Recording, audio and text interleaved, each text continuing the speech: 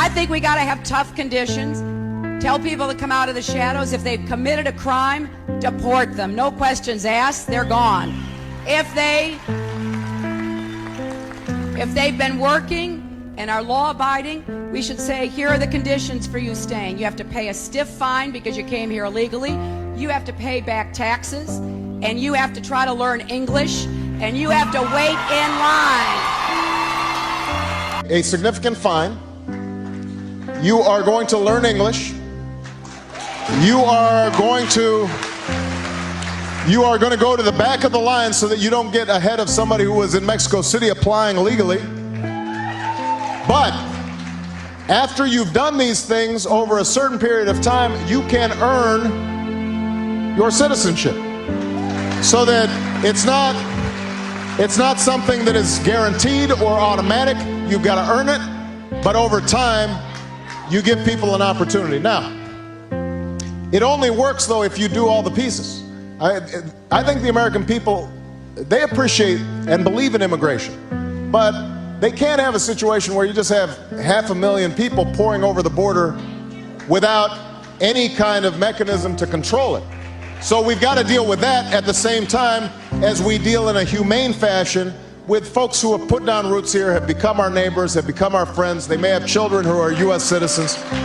That's the kind of comprehensive approach that we have to take. All right? And I don't know that we will have the advocates to protect everybody. And that frightens me. It keeps me up at night. My fears are for what I know is happening out there in streets all over the city. And now that we have leadership that is sort of indiscriminately determining who belongs and who doesn't.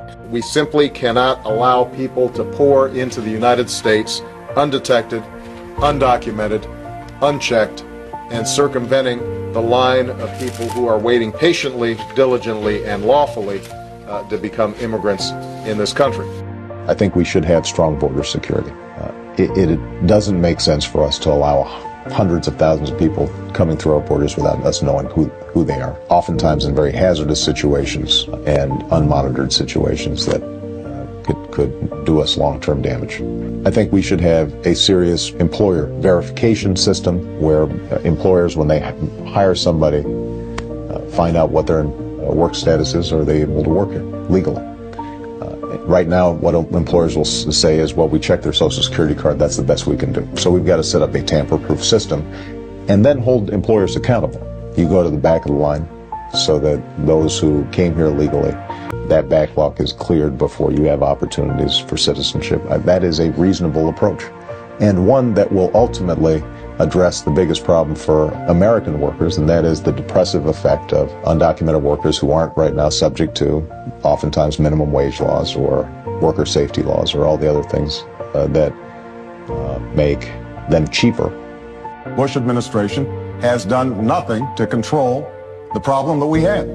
We've had 5 million undocumented workers come over the borders since George Bush took office. It has become an extraordinary problem, and the reason the American people are concerned is because they are seeing their own economic position slip away.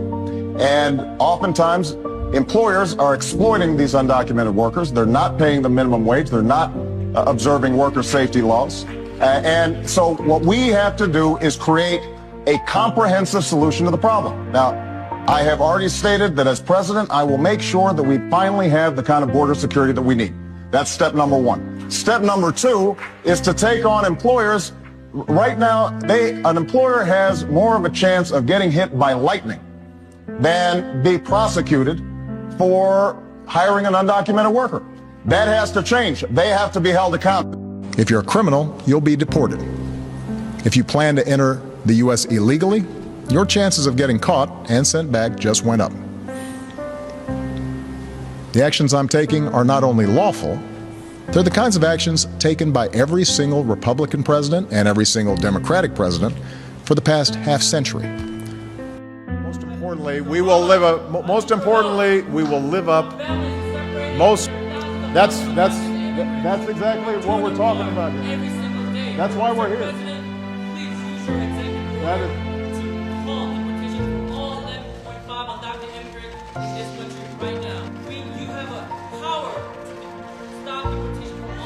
That's the way I feel. And that's why we're here. Okay. Thank you. All right. What I'd like to do... No, don't worry about it, guys. Okay, let me finish. Let me... How about... These guys don't need to go. Let me finish. I respect the passion of these young people because they feel deeply about the concerns for their families.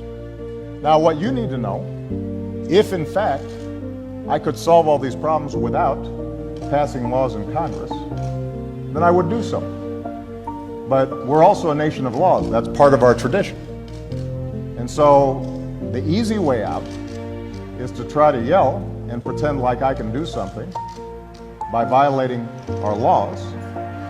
And what I'm proposing is the harder path, which is to use our democratic processes to achieve the same goal that you want to achieve.